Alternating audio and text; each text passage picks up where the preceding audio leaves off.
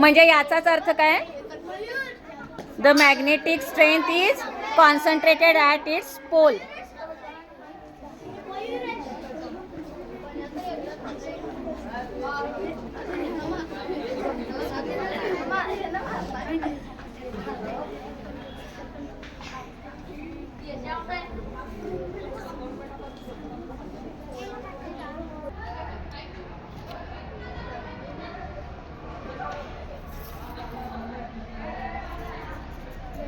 बघा, मॅग्नेट जो आहे, ह्या मॅग्नेटला खाली आयर्न पण ऑब्जेक्ट जर जवळ नेली तर अट्रॅक्ट होते.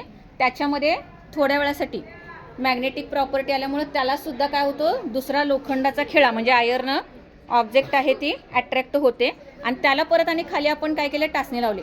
पण जर समजा त्यातलं वरचं जो मॅग्नेटला लावलेलं आयर्न नेल म्हणजे लोखंडी खिळा आहे तो जर काढला, काढ बघू, वरचा हां काढ, तर खालचे खिळे राहतात काय तसे चिटकून? बघा, खालचे खिळे पडले.